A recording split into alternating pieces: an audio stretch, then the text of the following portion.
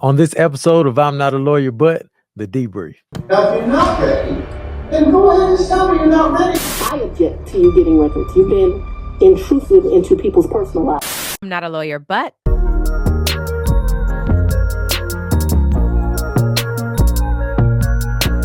I'm not a lawyer, but The Debrief. before we get into today's episode, I want to tell you that we are going to be discussing some very sensitive and maybe triggering topics. We're going to talk about sexual assault, rape, children with behavioral issues, mental health issues, things like that. So if those are topics you do not want to listen to today, now is the perfect time to turn away. Thanks. Hello, and welcome to another episode of I'm Not a Lawyer, But. The Debrief. I am Melanie, aka I'm Not a Lawyer, But, and I'm joined by my co-host. Gooseby, how y'all doing? And we are not lawyers or legal experts, but we talk about legal things, give you our thoughts and opinions. I try to give you facts in addition to the thoughts and opinions, and then you guys comment about it. So that is what We're the voice of the people. I don't okay. know that we represent all the People's people. champion. I don't know we about all represent that. the people. The comments say otherwise. All of that to say, we have a couple things to discuss today. I've made a couple videos, and one of those videos has gotten a ton of commentary on every single platform. I actually was going back and forth about making the video, but people have the things to say. So we'll talk about Jesse Butler, who is an 18-year-old from Oklahoma. We'll talk about him last. I also want to talk about Abby Zwerner, who is the teacher from Virginia who just won $10 million for a lawsuit. She was a teacher who got shot by her first grade student in 23.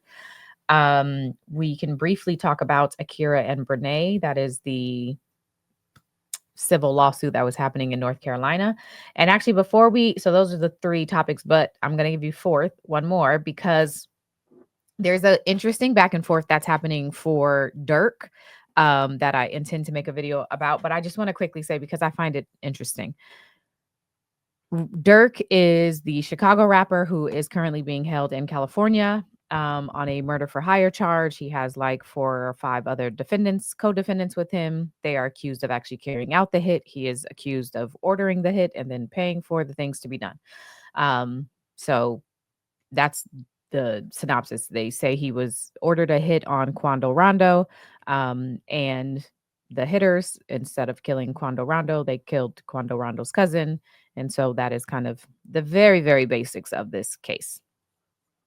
Now, why it's interesting is because DURK's attorney, he has Drew Findling, who is a very well-known attorney for a lot of celebrities, and he has done a lot of work for those celebrities and getting them off charges or getting charges reduced. He's done a lot of things. Mm-hmm.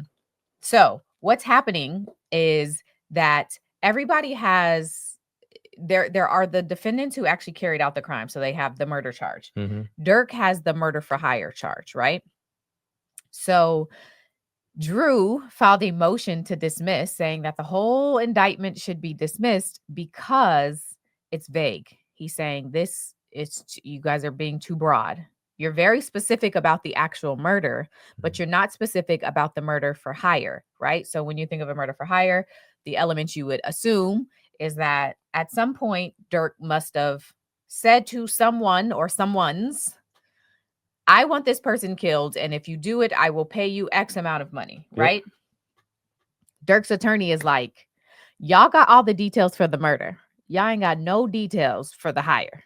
Where and when? At what point did DURK actually say? What were the language that he used? What was the language that he used? When did he use it? How did he say it? And the indictment said, all the indictment says is he used coded language. And that's the extent of how specific it gets. It doesn't say when. It doesn't say if it was in text message. It doesn't say if it was any of that. And so his attorney is saying, we are unable to properly defend and prepare because we don't know what your theory is. We don't know how you're saying he solicited. Yeah. How did he put this out? Mm-hmm. And they're also like, this opens us up for double jeopardy, because what if, you're being so vague that later on you can say he said this and it was for another murder, or it could apply in different ways. So they are arguing that this indictment is too vague and should be dismissed. I was like, it's kind of interesting. The government responded and they were like, y'all tried it. We don't have to, we are specific enough. We've given you 300 gigs of blah, blah, blah, all this evidence. You can prepare, you can defend yourself. And they also say that according to the law, let me find it really quick. So they're saying all they have to do in an indictment is provide certain things. So they're saying for a murder for hire count, the government only has to prove that the defendant used or caused another person to use the interstate. It's a federal charge, so it's some interstate, right? And they use this interstate. They either flew or drove or whatever with the intent for a murder to be committed as consideration for the receipt of or for money, basically. Those are like the elements that you used an interstate with the intention of killing someone for money. Those are the elements. So they're like, we said, y'all, you used coded language. Y'all took some flights and y'all were supposed to kill Quando Rondo. That's enough. So one of the case law that they cite, that they're referencing to support their position that we've given you enough, is this case from, I think it was from California, actually. And it's a robbery case. And a man, he went to trial, actually, and it was for a conspiracy to commit armed robbery and then actually committing armed robbery. And after the trial, he said, the guy, the defendant, said that it was vague. He said that because the government, for the prosecutors, didn't specify like which teller and what he was trying to, you weren't specific enough, basically. And the appellate court in that situation said they don't have to say which teller. They don't have, and he also was trying to say, because it could be double jeopardy if the jurors think that I held a gun to this teller, I could later be charged for holding a gun for the other teller, but because y'all didn't specify which teller, this opens me up to double jeopardy. This is what the appellant in this case was arguing. And the court was like, no, they don't literally have to do that. No. And so for DURK's case, this is what the prosecutors referenced. They're like, here's another case in which someone tried to argue it was too vague. And here is the appellate court saying that's not required. You don't have to do that. They just have to prove the three elements, right? Include the three elements. That's it. So I hope y'all are following. So DURK's attorneys have now responded to the government and again, basically have said the difference is he is charged for a murder for hire. So while everybody else will have the same evidence against them, right? They have the video, they have pictures, they have a lot of evidence, apparently, that I've seen that are against the shooters. But he is arguing DURK's case is different and separate than theirs. So you have to, what is your evidence against him for this murder for hire, which is very specific and different from just the murder? What are you going to say? Is this similar to Alicia Andrews? So I actually was like, it's very, what I felt that there were, I don't want to get too much into that because there was too many comments, but it does feel like the evidence is different than the co-defendants, because what you got, your theory about this person is different than everybody else's. I agree. So basically, they would need the co-defendants to say, DURK paid me. DURK did this, DURK did that. And prove, hey, here are the text messages of him saying this. This is why we flew down here. These are the text messages saying, hey, we're flying down here to go handle this business. And here's what's interesting. But they haven't. One of the, apparently, I have to read it again because, the internet, their version of things. And when I read it, I'm like, well, that's not what that says. So there's a version of things going on in the internet. And I'm like, well, let me reread to make sure I'm reading it correctly. But so far, it seems like some cooperating witness has told different versions of events to the government. So at one point, this witness says, yes, the intention was to, because Dirk was gonna pay. And then that defendant changed it and said, that ain't happened. He was never gonna pay us.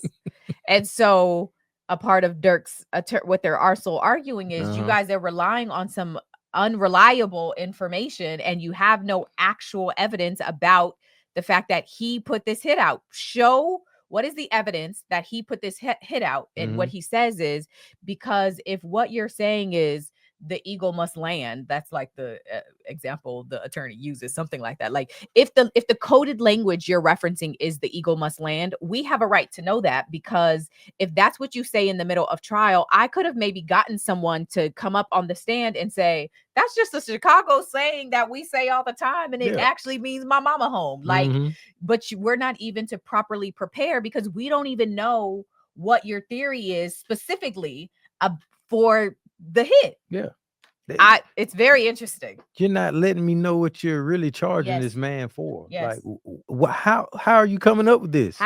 He say, she say? And they're like, what his attorneys are saying is, are you saying that it was on October 17th at a coffee shop? Because if I find that out in the middle of trial, I could have maybe had someone come up here to say he was on tour, or he was in a meeting, or I don't have enough evidence to defend myself. I don't have enough information to defend him, because you guys won't, it's too vague. You have to be, and they're also saying, again, which I think is interesting, because we've seen this low-key happen, the government, the prosecutors many times are very vague, and then in the middle of trial, you'll start to think, what exactly do they think happened?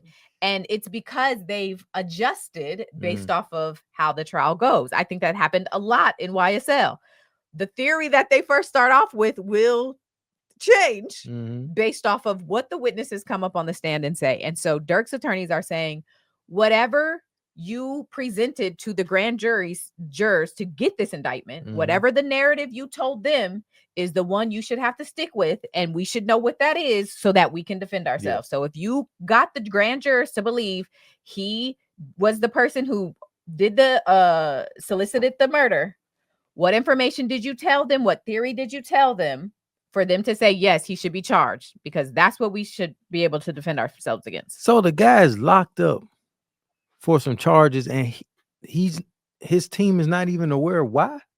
I mean, they know why. I'm just saying, like, the grounds for it. Yeah. I mean,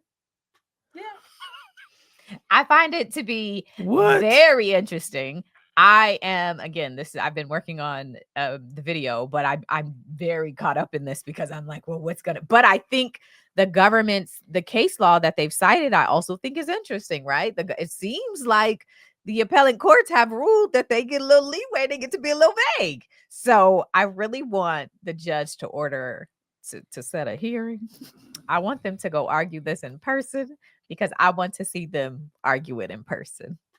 I feel like it's gonna be real interesting, because Dirk's attorney, Drew gets passionate. Drew Findling gets passionate. I went to Dirk's bond hearing. The man gets excited.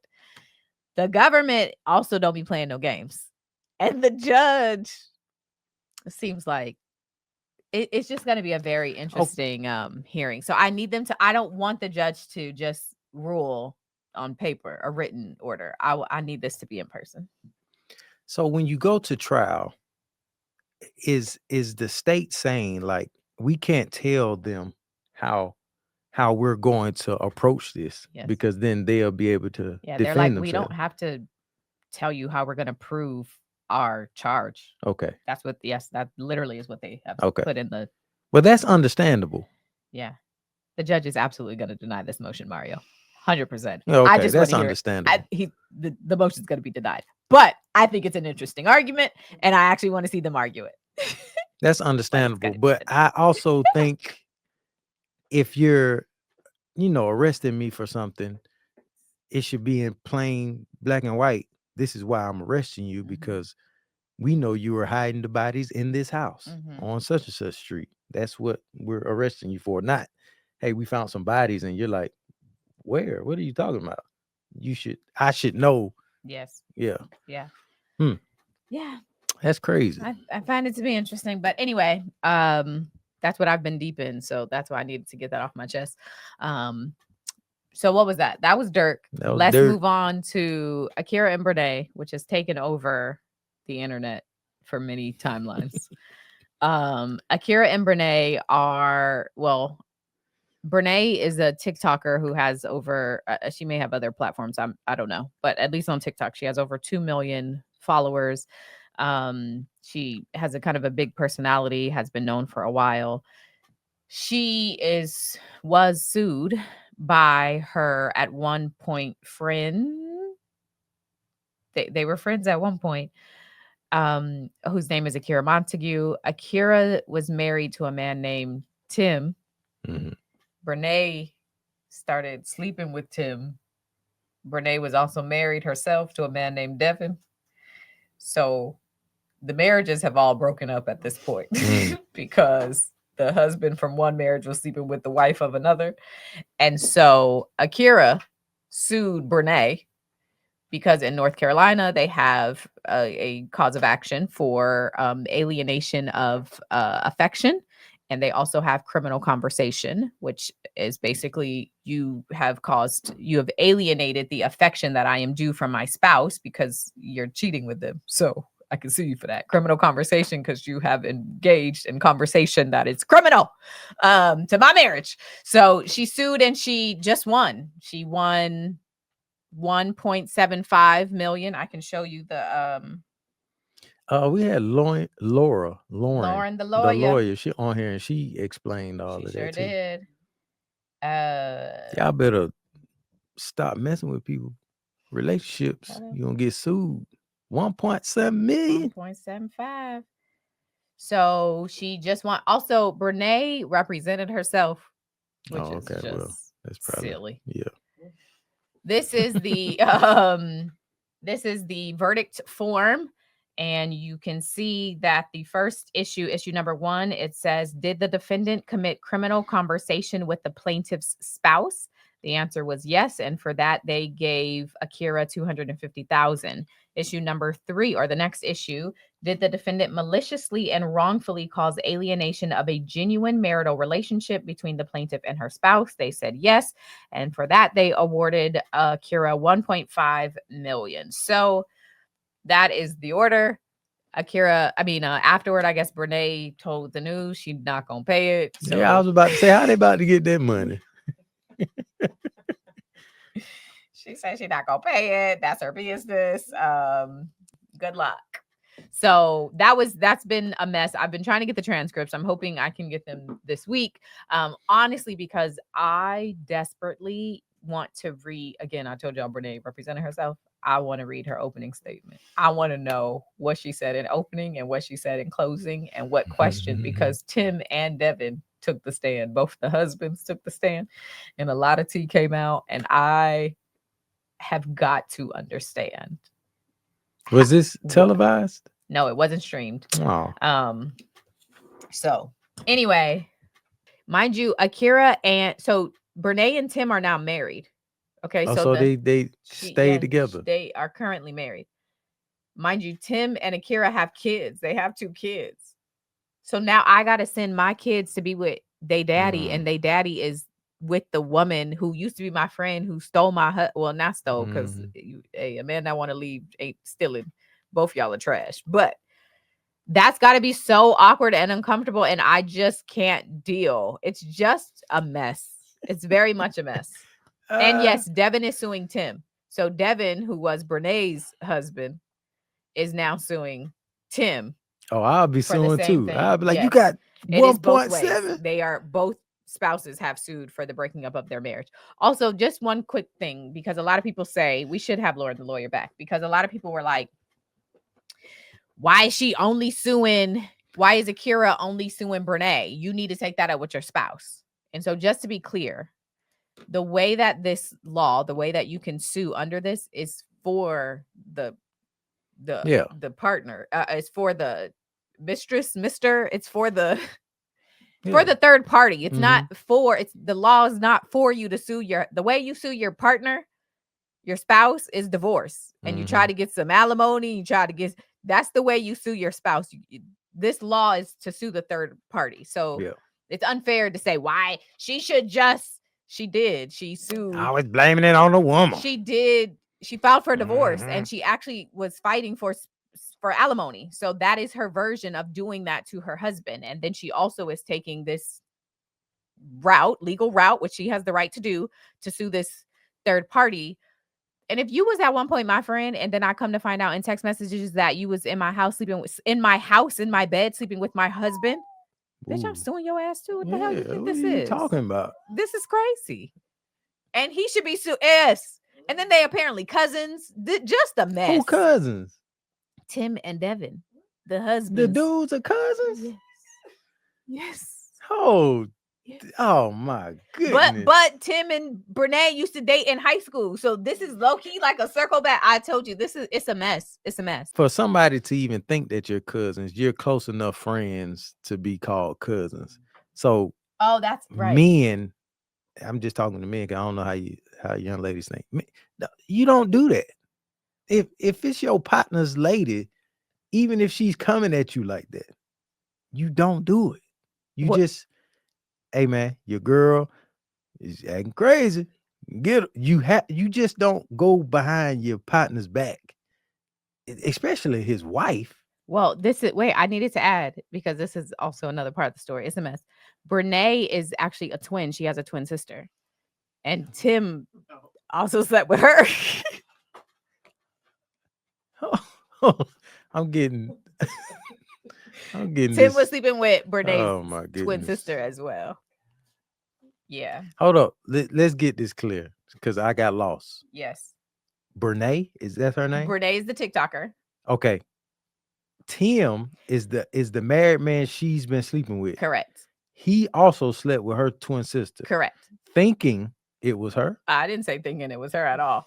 I never said that at all. You at that part. He was very clear who he was sleeping with. I think he is well aware that he was knocking down twins. Mm-hmm. All right, man. Sue his ass. Sue him. So Tim is how being does sued that too? go? How does that go? How do you? Hey, man, this dude sleeping with my wife. I'm distraught. Y'all just awarded this girl 1.7. Hey, man, I'll take 250,000. Cold cash. You know? Let me just give me 250. Well, because I represent myself. I ain't about to employ a lawyer. She had I'm gonna attorneys. represent. They quit. It kept being irreconcilable differences. they weren't able to make it, so they kept quitting. She had to get new attorneys, and then she just ended up representing herself because she wasn't turning over the documents. I think they got a judgment.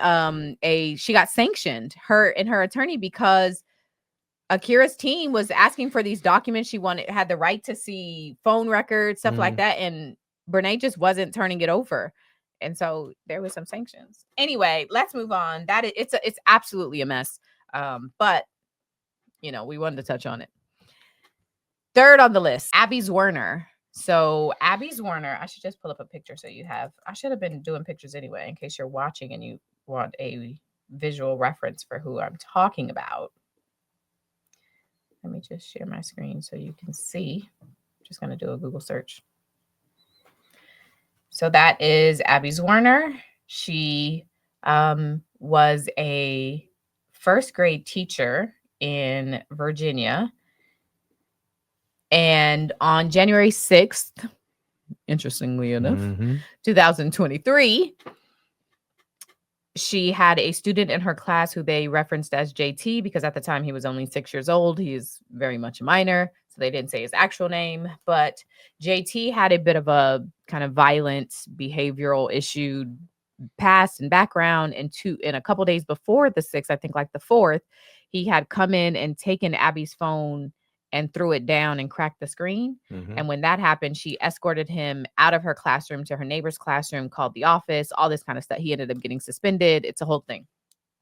2 days later, he comes to the school and their other kids start reporting that he has a gun. They're reporting it to all of these teachers and never directly to Abby herself, but to a reading specialist whose name was Amy Kovac. Amy Kovac, I should just play it. there, the rest of the class was walking down, so I just waited. And at that time, 2 little girls came out of Abby's room to the doorway while I was still in the hall and told me that JT had a gun in his bag. I was like, oh. I walked in and I went straight to him. I was focused straight on him. He was like balled up in his seat, and that is not normal for him. So I pulled up a chair next to him and I was like, hey buddy, you know, what's going on? The girls tell me you have a gun in the bag. And I said, can I have that bag? And he said, no one is getting that bag. So then he sat there quiet for a little bit and he started talking. I was quiet. He started talking. He said, people are picking on my friend. And I was thinking to myself, ooh, you have a little friend already.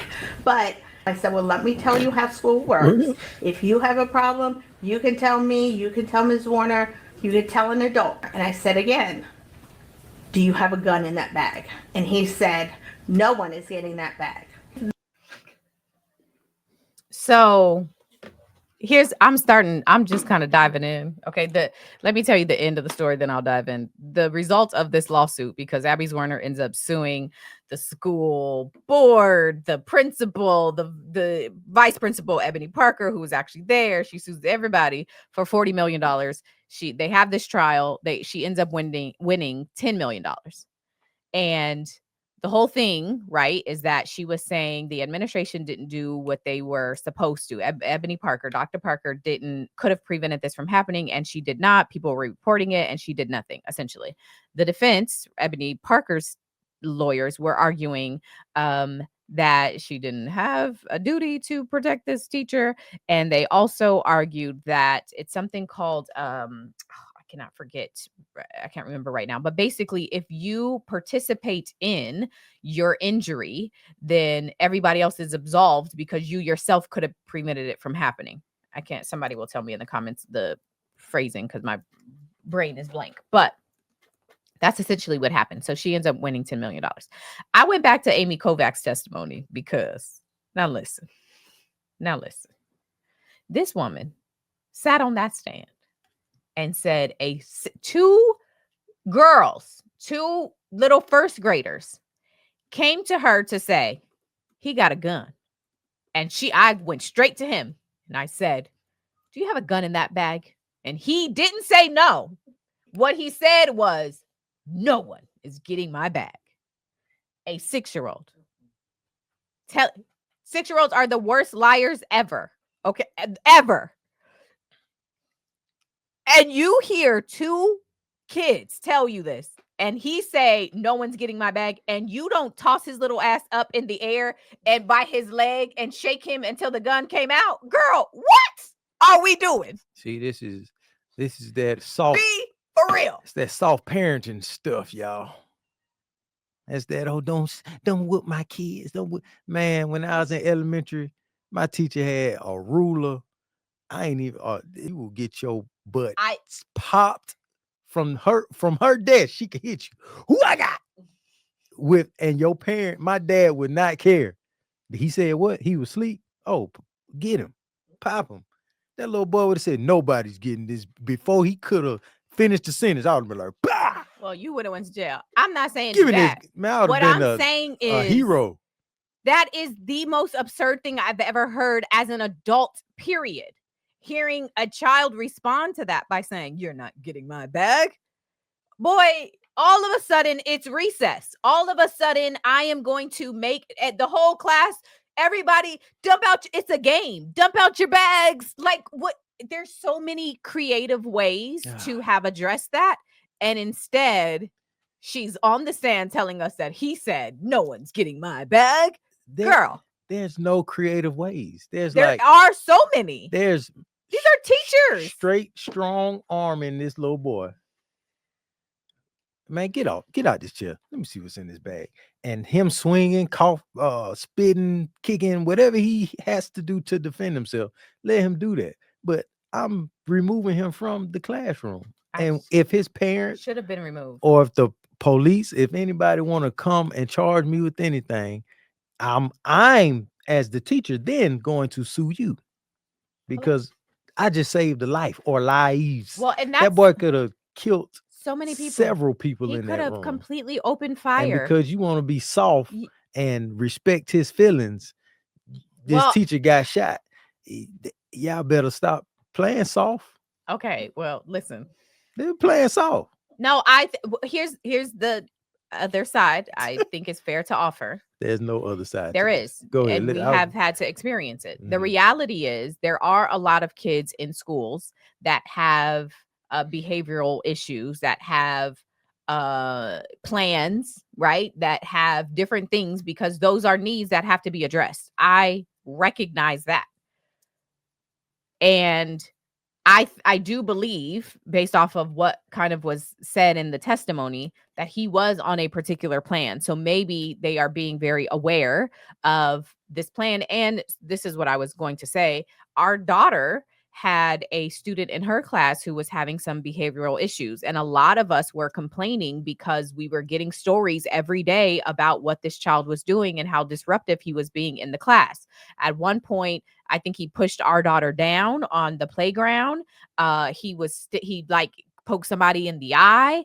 And it wasn't until he took a rock and broke a window that everybody was like, enough is enough. This is getting out of hand. So there was protesting down at the district, and he was eventually removed. But the teacher was even expressing, she was like, if you hear something from your child, you have to report it. Our hands are tied.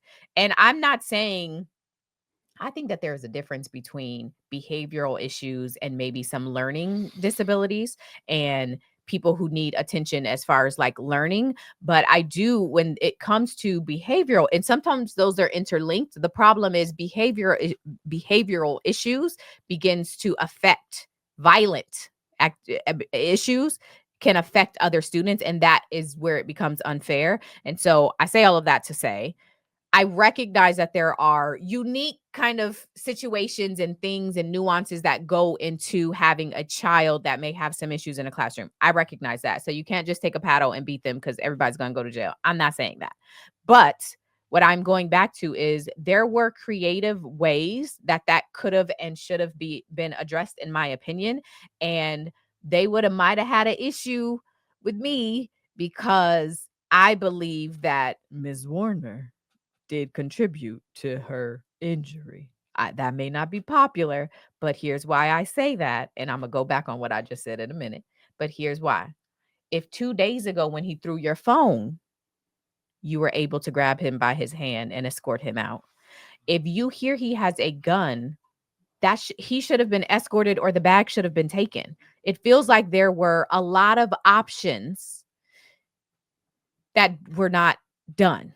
Now, and then I'm going to let you talk again. Now, based on the protocol doesn't say she had to do any of that. The protocol actually says the administrator was supposed to do that. And that's why I also see why Dr. Parker, they said she was liable for them 10 million. Well, everybody was liable for them 10 million, because if you're going by the book alone, it does. Miss Parker was liable. Common sense, all y'all is crazy. Because he wouldn't have had his bag. Go ahead. That little boy pushed my daughter down, and they got a visit from me at that school. They did. And I let them know. You did? I would really hate for my daughter to get hurt. Yeah, I have a good day. Simple as that. Another thing I understand there's children with mental health issues. Sure. Okay. But when you speak of a gun, Uh-huh.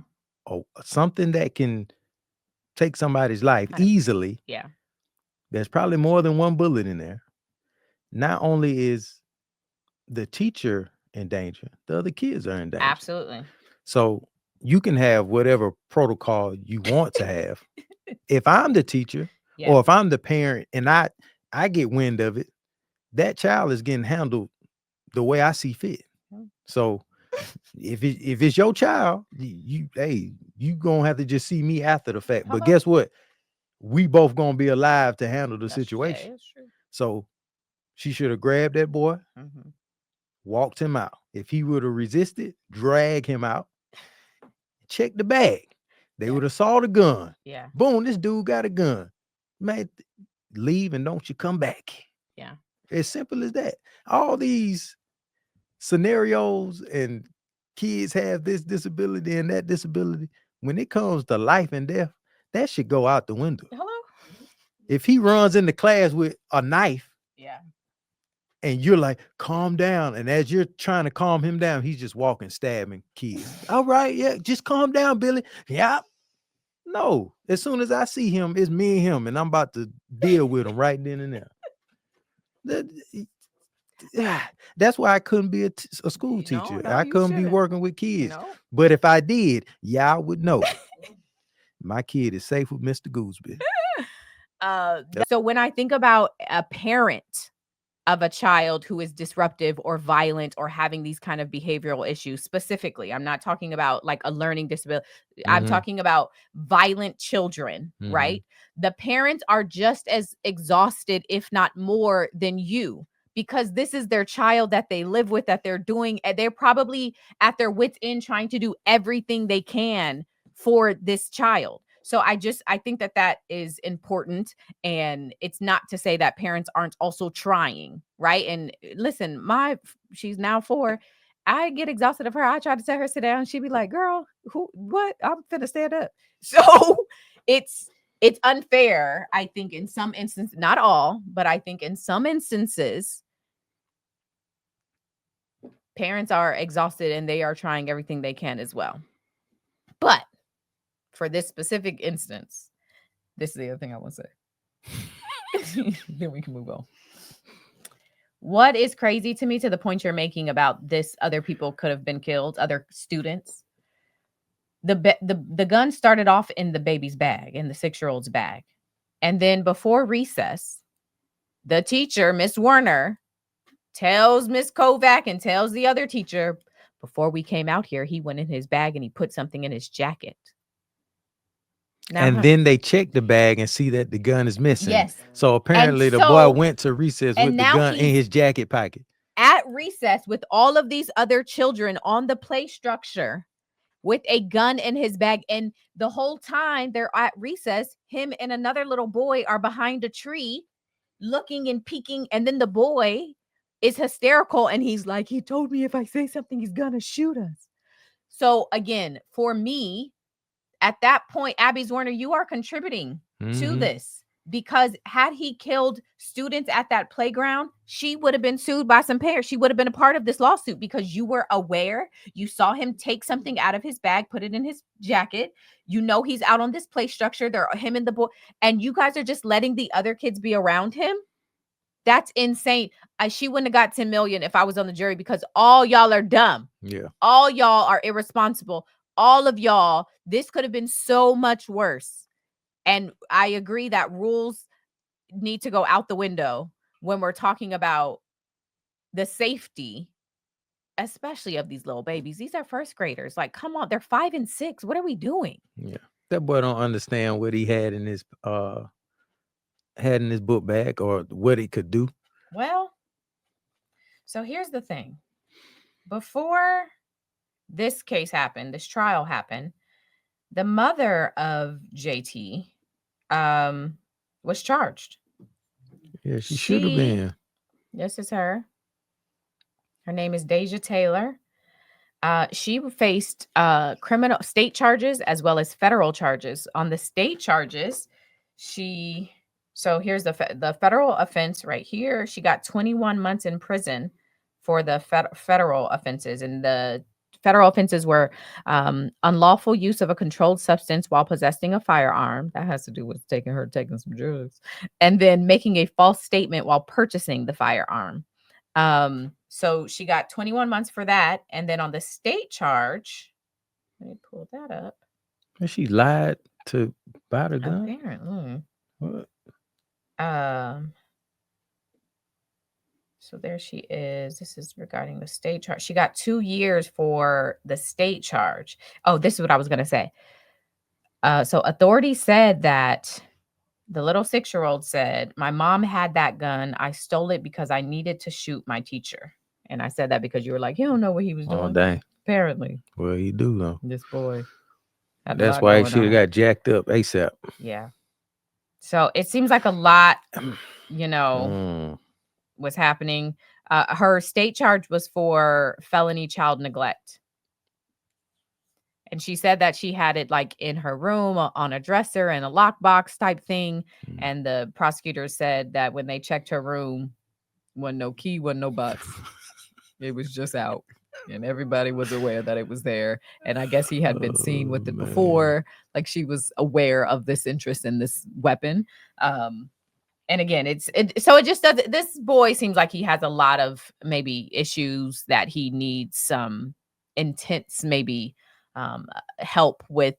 And she may have been, I don't know, the lady, I don't know, may have been, he could have been uncontrollable. I don't know. But everybody in this situation could have done more, is my point. Let's get into Jesse Butler. Oh, hold up. $10 million though? Yeah. That's some life-changing. Yeah. Oh, and Ebony Parker is facing criminal charges as well. That was a civil lawsuit. She was sued. She is now facing jail. Her trial starts next week for the criminal charges that she is facing. Because they came to her 7 or 11, and it's for like child neglect, things like that. Because they told her at least 4 times and she didn't do anything. Like 6, but yeah. Whoa, okay. It was like 4 people, but they brought it up to her at least 6 times. All right. The next story to talk about is Jesse Butler.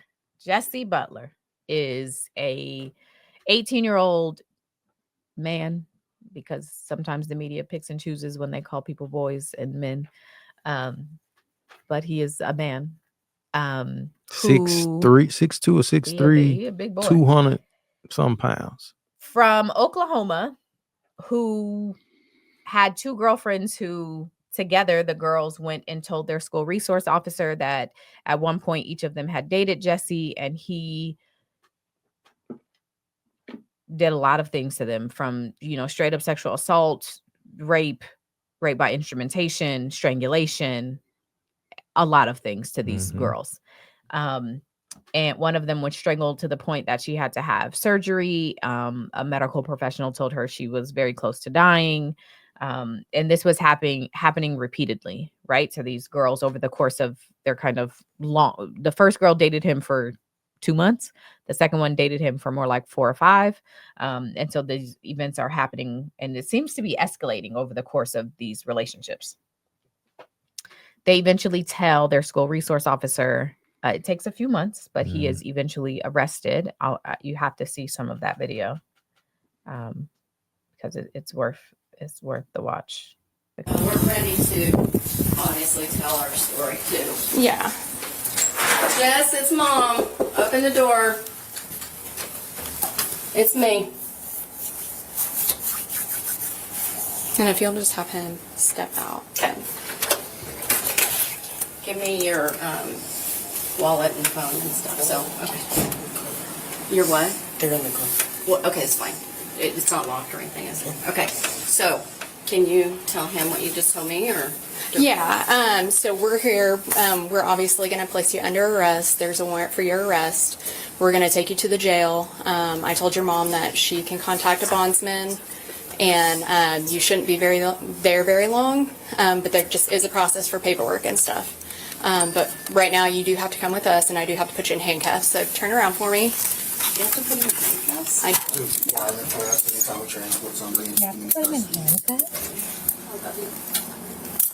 You know we're going to win this. It's okay. Yeah. I'll get you out. For me? All right. Stay silent. Rick knows about this.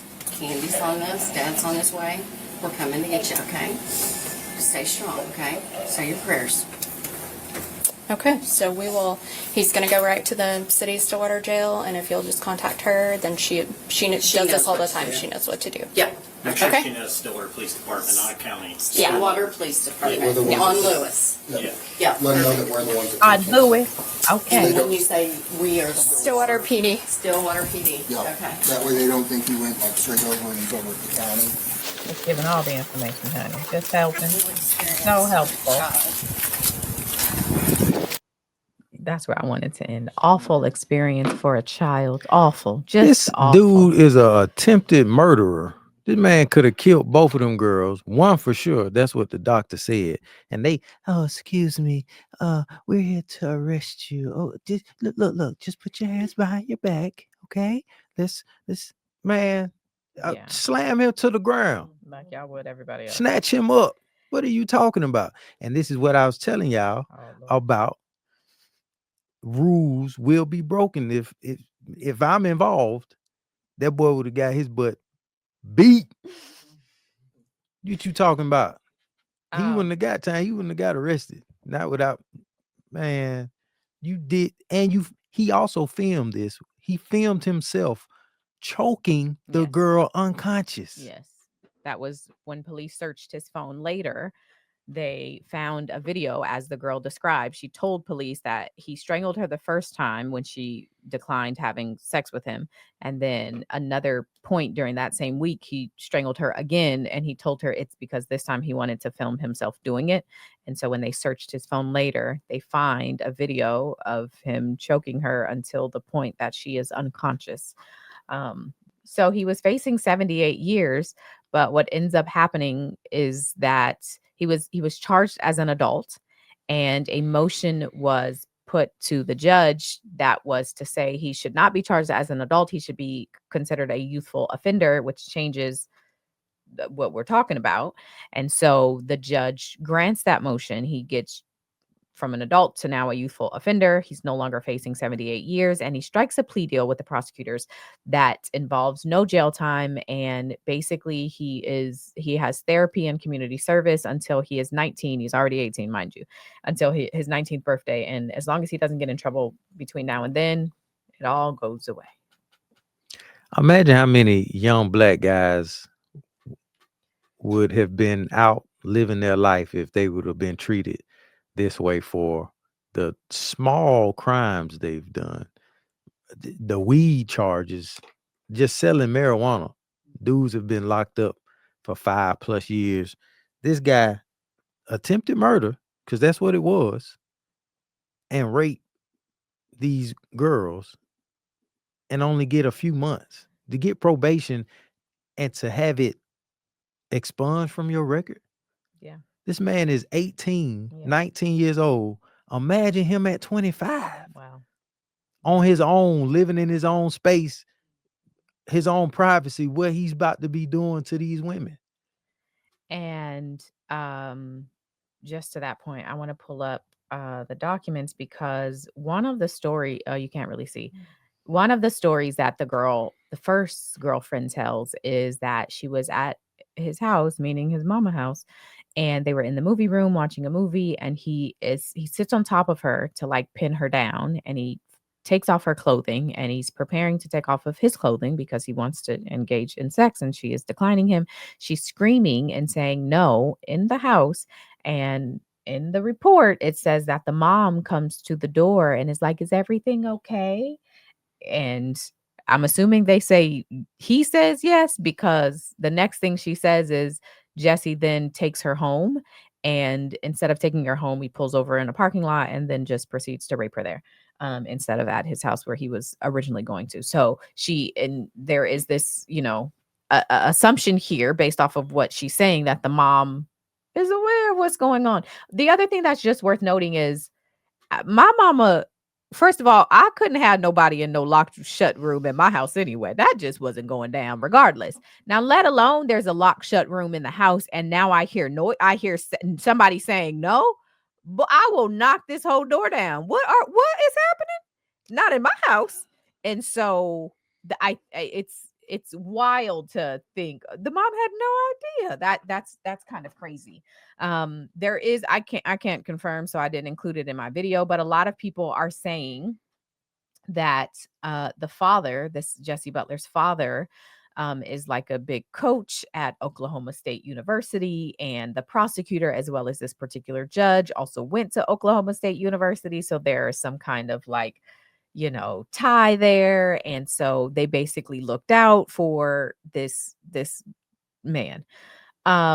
it's so sad, and we have a bunch of, I asked people to call in with objections. We have a number of them. I just want to quickly go to, and then we can go to them. You can add, I don't know if you have other stuff to add to this, but the girls wrote letters, victim impact statements, and they're so sad. They're so sad to read. And I just, to the point Greg was making about like he could have killed her. In the girl's letter, well, it's so small to see on the screen, but you can see at the bottom here, these are all of the chart. It was, mind you, after they file these charges against him, after they make this police report, they also get a protective order against him. They had to add a charge afterward because he violated the protection order that was put in place to keep him away from the girls. They're saying they go to the same school, but he's like intentionally making himself in the same spaces that these girls are in and trying to like intimidate them. So they had to add this 11th charge, which I think is even further evidence that he is not a safe person to be around. He ain't taking this serious. He's clearly not taking it serious. Here it is. I just want to read this part. Okay. I will never forget the night you strangled me unconscious because I said no. That moment changed my life. A medical professional later told me that I was just 30 seconds away from dying. 30 seconds. If you had kept your hands on my neck just a little longer, I wouldn't be standing here today. That wasn't just a scare. It was a near-death experience. You didn't just hurt me. You nearly killed me. Again, the letter is much longer than that, but to read in her own words what happened, and that realization. And these girls are like 16. It's just, they're so young, and you can imagine being 16 and wanting to have a little boyfriend and blah, blah, blah. And now you're in the situation that you're like, well, I didn't expect to be here. How do I get myself out of this? It's just really, really sad. And the fact that his sentence was changed from 78 years is what he was facing, to now living his life. It's crazy. Yeah. I hope and pray I'm never put in this situation. Because as a dad, finding something like this out would like destroy me, and I wouldn't be able to sleep every night. I wouldn't be able to do nothing until I met this young man. It as simple as that. You're not about to. You ain't escaping this one. Nah. And what's crazy is he's not denying it. They have the proof of it. Well, he did a no contest. The plea was no contest. They have proof, video of him. Yeah. Okay, so Fair. The dude is guilty, and there's just a slap on the wrist. It wasn't a debate on if she consented or she was lying or they both were drunk, or there's no excuse. He did this because he wanted to do it. He was able to do it. He was conscious of what he was doing. Like, how is there no punishment? Hey, Mel, Greg, and the co-counsel. It's your girl, Tiff P. I just wanted to say that this Jesse Butler case reminded me of that Stanford swimmer who got like a couple of months for being caught in the act of this deviant behavior. And I want to say that affluence is not an excuse for deviant behavior. Just because your parents have money or you've grown up in the system or whatever the case may be, it's not an excuse for this behavior, because at the end of the day, those little girls have to carry this with them for the rest of their lives, and they don't know who they can trust and who they can't trust. And as a mother of a 17-year-old, I don't want none of that to come to my child. I hope and pray that because he got this little slap on the wrist, because he should have been charged as an adult. He should have been doing time. But all that OSU tie, I hope every person that donates to the OSU, which I know they won't, goes ahead and pulls their funding. All the alumni, pull your funding. Because this is showing that these little boys can get away with murder or attempted and not have any consequences. And I hope them girls sue the pants off of this family. Make it hurt their pockets. Mhm. And I mean that disrespectfully. Make it hurt. Mhm. And I mean that disrespectfully.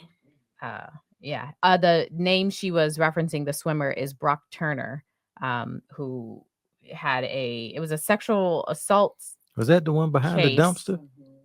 Uh-huh. That one that was behind? Yeah. Mm-hmm. And he was convicted, and he got, what did he even get? What was his sentence? I don't even remember.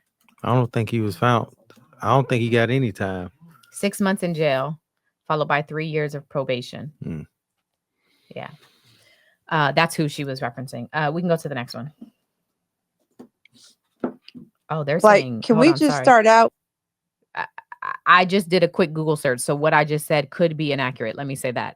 That was just, in the first response on Google is AI now. So that's just what I am quickly reading for Brock Turner. I haven't done the deep dive, so just know that. Go ahead. Can we just start out with the very beginning of how poorly this is handled? If this was a brown or a black person, and especially a black person, I'm brown, but I can be realistic about what happens in our society. The kid comes out with his hands in his damn pockets. If he's black, he gets shot. If he's brown, he probably gets shot too. But for sure, if he's black, that's not happening. And immediately they're apologizing to him, to the mom. Oh, this is protocol. We have to do this. And the mom is already telling him, don't worry, I'm going to get you out. This is insane. This isn't reality for anybody else. It's any other color but him. And the girl has ligature marks. She has surgery, everything that she's endured. I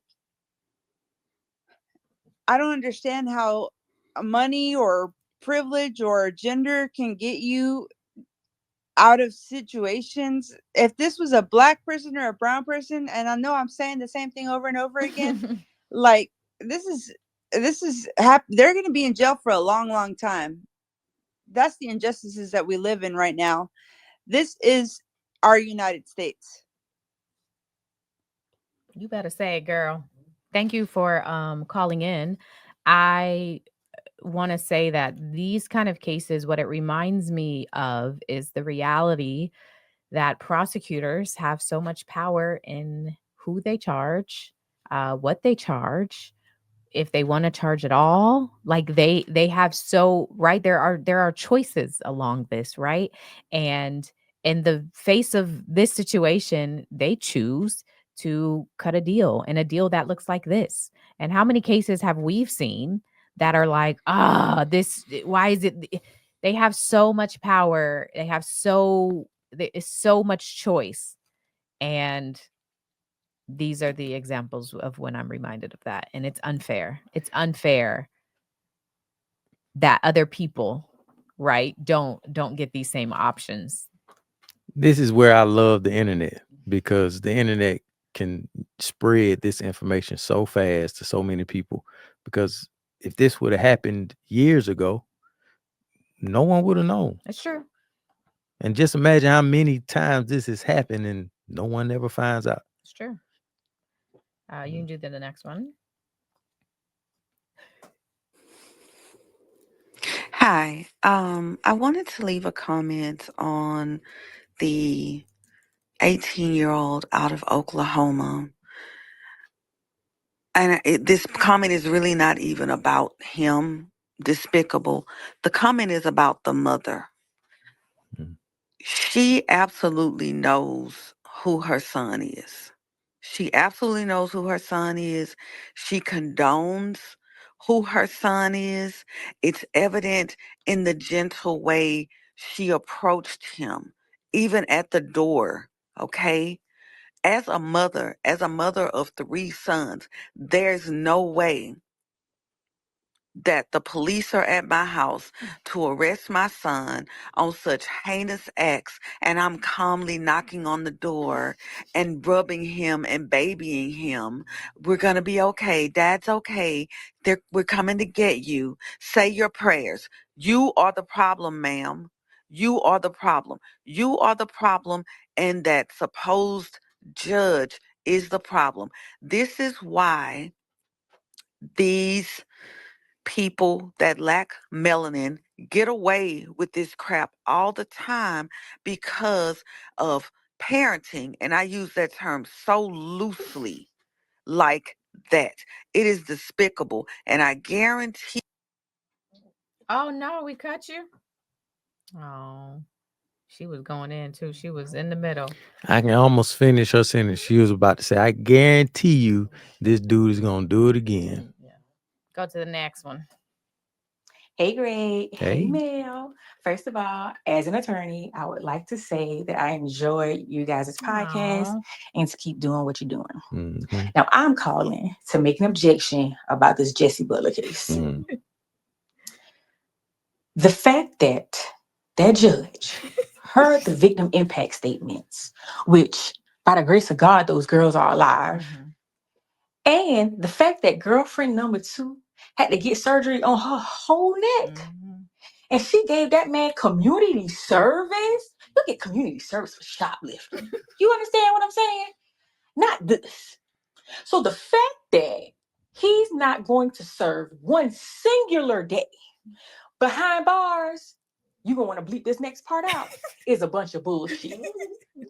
This got to be a scheme that Todd set up because this is the only thing that makes sense.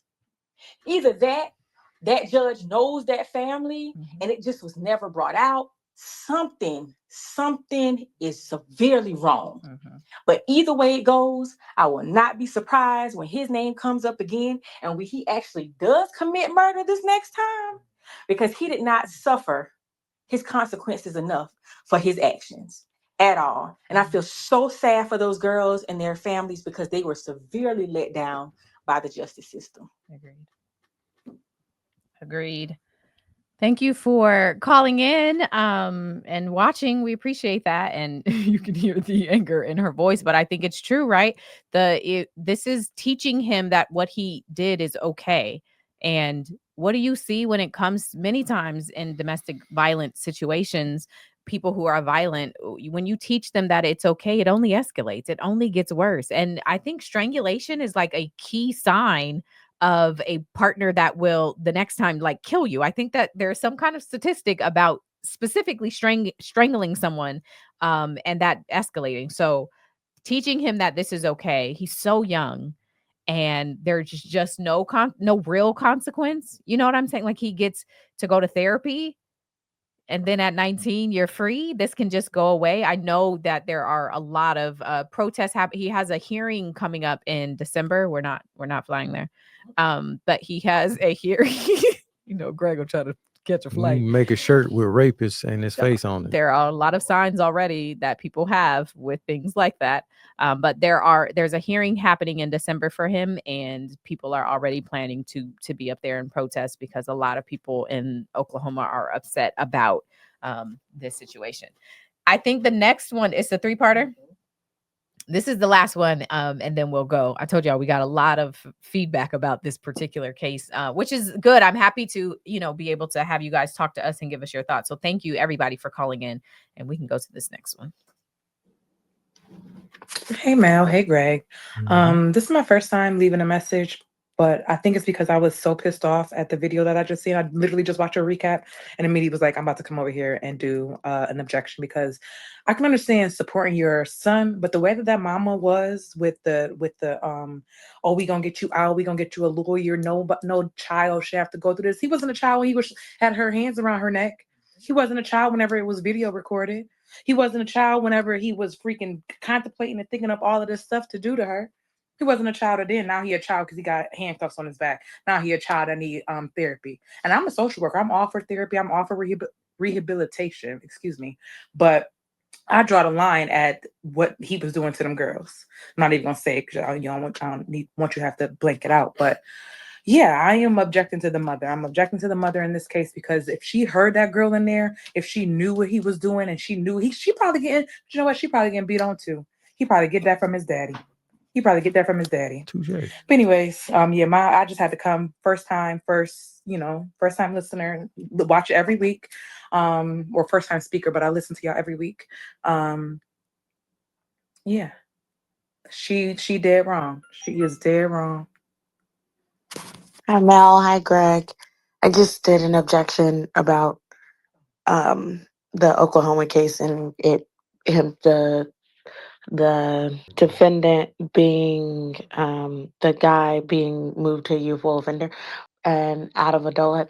So that was just, anyways, and there was frustration there because I also talked about how I used to volunteer as a domestic violence first responder, like advocate and things. I would actually go to the scenes with police officers and try to help and provide resources and just a safe space and a voice.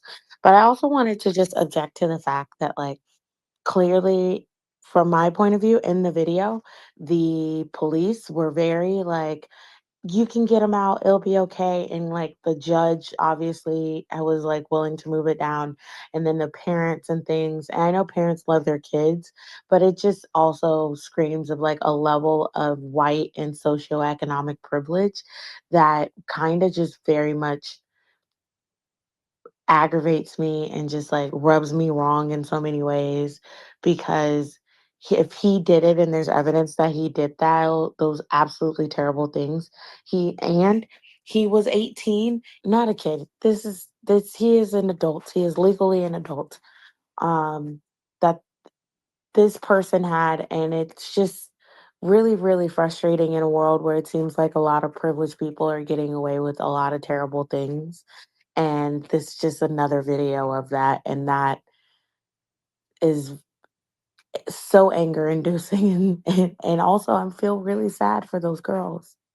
Just so incredibly sad for those girls. So, anyways, thank you for letting me do the objection. And if you do play all of them on the podcast, I genuinely hope that people join Patreon.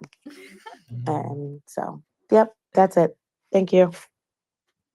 Thank you, Alex. I think we've missed your first one, but she is in the Patreon. She was shouting us out, and she commented here that said the first part talked about how in domestic violence cases, when someone says that they were choked or strangled, it is a red flag when I went out to police responses. So that is what I was trying to say earlier, that I think that is a specific red flag. Like that behavior, that action is something that typically leads to that person then killing that partner. I think there's some kind of statistic around that.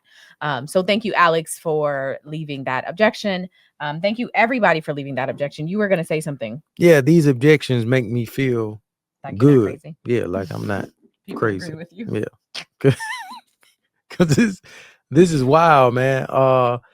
I'm here to protect my kids, protect my children, and that's one thing I'm not gonna allow somebody to take that away from me without consequence. So I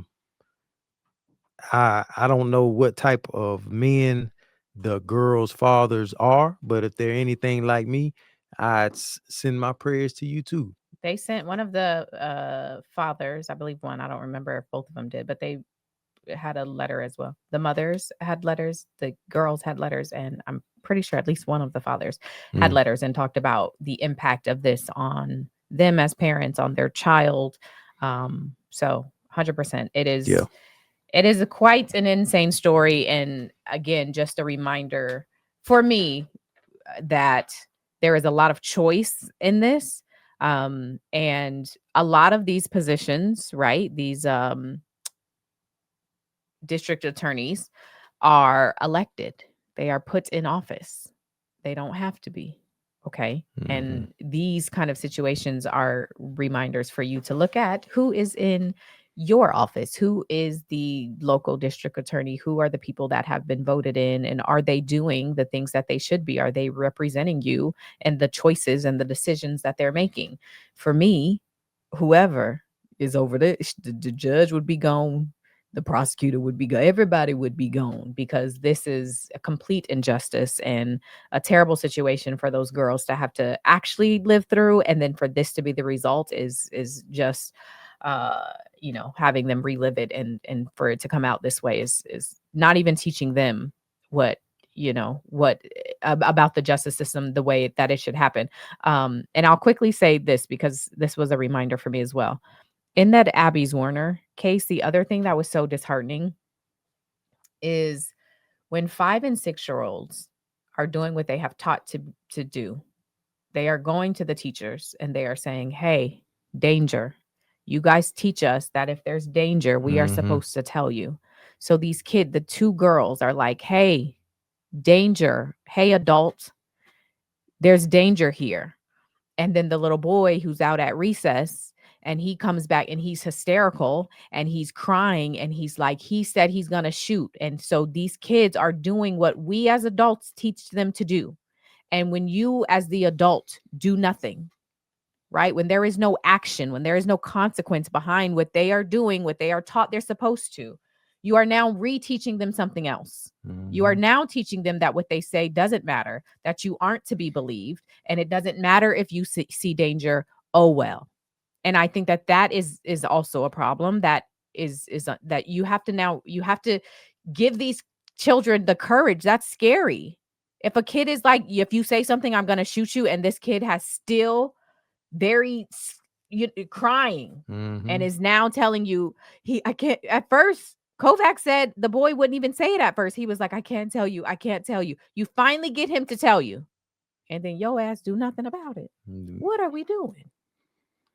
Anyway, so I think you're teaching these girls in this situation. You know, you want people to say something, and there's why did they wait so late? Well, because it doesn't matter if they tell you the day of or a year later, nothing's going to be done. Anyway, don't get me on my high horse because I think it broke my heart for those little kids. You got to go back sometimes to that old way of living, man. Eye for an eye, tooth for a tooth. Doing this. Anyway, thank you for listening. Thanks for watching. Please subscribe if you're not subscribed. Subscribe to the YouTube channel because I'm trying to make it to 100 because 99.5 won't do. Trying to make it to 100 by the end of the year, subscribers. Thanks for listening. Our numbers for the podcast are continuing to increase. So thank you for sharing, for liking, for posting, for watching, all of that. Thank you. Join the Patreon if you are not. Join and have fun with us over there. Also, I have begun to open up the objections more and more. I've been putting them at the end of my videos, which it's been good responses so far. So if I ever make a video, okay, if I ever make a video that you want to object to, you have something to say, the phone lines are always open. You can always go to speakpipe.com/ImNotALawyerBut. That is the number to do your objection. You can always do it for any video that I do. And if we talk about it on the podcast, I'll probably play your objection. So always feel free to do that. And all the other things that I mentioned. Follow me, I'm Not a Lawyer But, on all platforms. You can catch me on IG, GOOLZBY. Y'all join me. I'm going to start calling this Oklahoma judge. You know, Greg, he'll some call petitions or something, man. We need to get her up out of there. Yes. And the prosecutor. Go ahead. And we need to find out where old boy mama work, where his daddy work. Take us out. Court is adjourned.